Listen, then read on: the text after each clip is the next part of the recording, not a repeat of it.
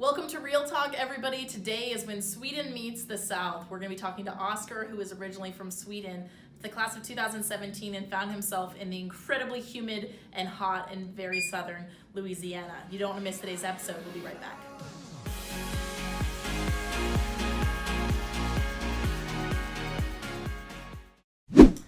Today's show, we're super excited for today's interview and to talk with you, Oskar, because it's not often we get really raw and honest about what actually happens on exchange when your home culture is polar opposite of where you end up going.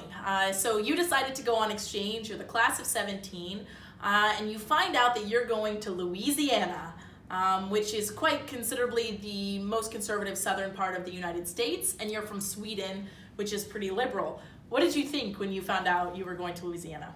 Honestly, I didn't think that much about that part because I don't know a whole lot about Louisiana. Well, I do now, but I didn't back then. So that didn't really bug me at all. However, I thought it was going to be Los Angeles because it just said LA on the papers, but Louisiana, I'll take it, right? I thought big trucks and barbecue, come on, can't be that bad, right? Explain your first day when you got to Louisiana, because it's quite also visually different than Sweden. Well, when I walked out the airport, the first thing that I noticed was that it was so humid, like crazily humid. I couldn't even breathe properly. If I breathed in too much, I would start coughing. So I had to, really adjust my breath according to the climate. And it was so warm. It was crazily hot. It was like 35 degrees Celsius when I came there, and that's not even it's not even 35 in the summer in Sweden. So that was tough getting used to. But you decided to embrace the heat and start getting involved at school and doing a bunch of things. What was it like stepping into Louisiana schools, which are actually, I'm American, but the Southern school atmosphere is quite different than where I was raised. What was school like? It was great. It was just like in the movies, without the singing. There was not a lot of singing. But just seeing this crowd whenever the bell rings, we don't get that in Sweden. We have different schedules, so there's a little people in the corridors at all times. But when the bell rings and there's filled up with kids for like 3 minutes and then everyone's gone again. So obviously, like schools you see on movies or TVs, but when did you feel like, oh my God, I'm literally in Louisiana? Like, tell us the most Louisiana American story of your exchange. Well, I must say that one of those great Louisiana memories must be when my family visited and we all got together. So my biological family, my host family, the grandparents and the cousins, everyone, and had a big crawfish boil. And we have crawfish boils in Sweden, but that means that you get the saltwater crawfish, and they're way bigger. So you get like 3, 4 of them, but now you get like 100 of them, and they're tiny. So that was, interesting, looking at all the Swedes trying to eat a crawfish. So we talked about this earlier, right? You went from one of the most open and liberal countries in the Western world to a country that is considerably more conservative. The U.S. in general is conservative, and you went to the conservative state of the conservative country in Louisiana, and as the class of 17 means you were in the United States during the presidential election. What was that like for you, being in Louisiana as a Swede during the elections? I was the one to express my thoughts on things, but whenever I got there, I noticed that I'm the minority. I'm the only one that thinks in the ways of a Swede. So quickly, I realized that I have to hold my tongue because you got to pick your fights. It's not like home; it's way different. But if you just chill, see what they say about it, you might learn something instead. Could you maybe talk a little bit about how you were in the beginning, and what you just said now is the evolved Oskar understanding how the world works, but what were you like when you first arrived, and were there any challenges with being so different than the people around you? Mostly, no. It wasn't big of a challenge. To be honest. I'm very open and very open-minded. So, I mean, sometimes you had to like fake in that you're one of them. Um, but mostly, I mean, they understand that you're from a different culture, and it was kind of a mutual respect. Um, we didn't want to seem unequal just because we're from different parts of the world. And when you do that on, their home field, so to speak, it's it's weird, but it works.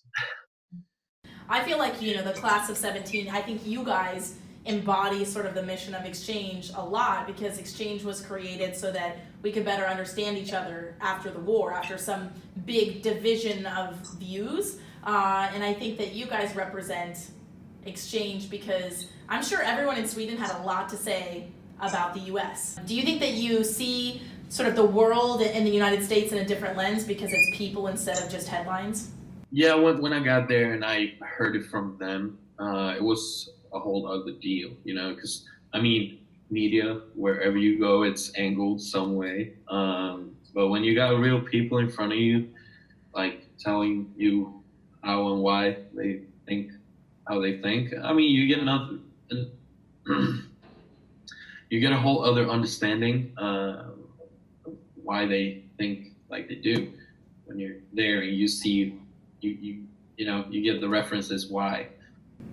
They're not that different at the end of it, right? Like you're still people that are sitting at a crawfish boil, Swedish or American at the end of the day. Absolutely. But so Oskar, you lived in Louisiana, and I remember the first time I met you and I heard your accent, I was like, what? Like, where are you coming from? You sound so American, and you sometimes throw out Southern words.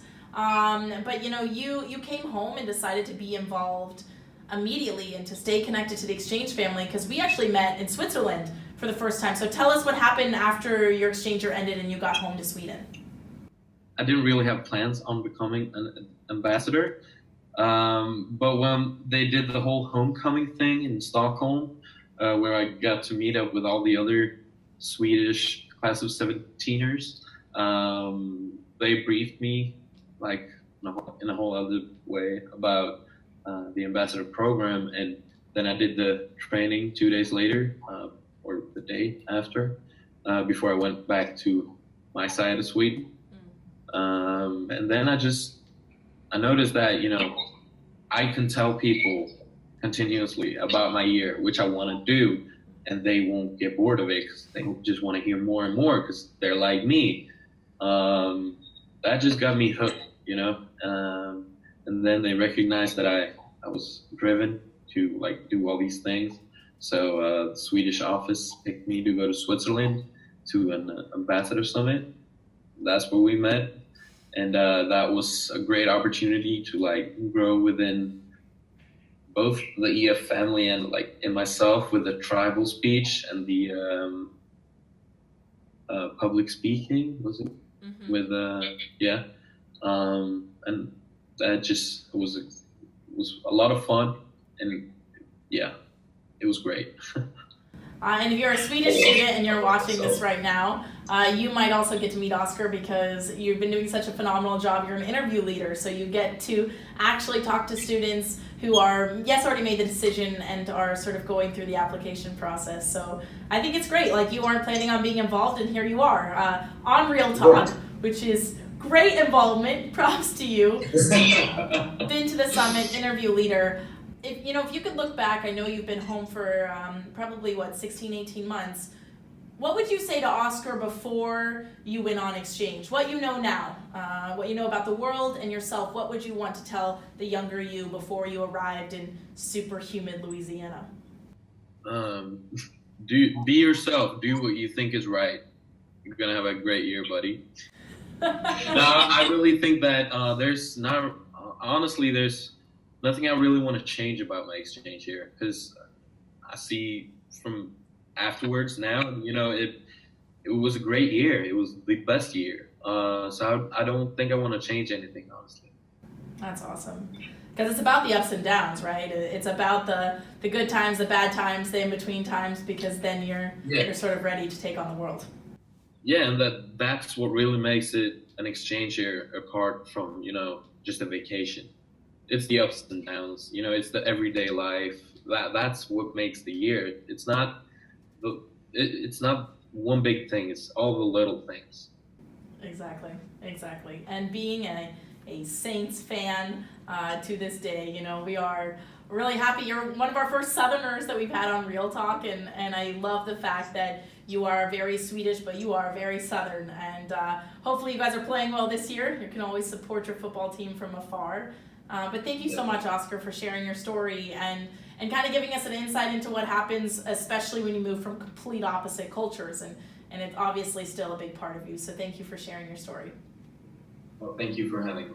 Of course. If you want to know more about Louisiana or what it's like to move from Sweden and then eventually become involved as an ambassador, leave your comments in the section below. And next week we'll be back with another exciting Real Talk. Don't miss out.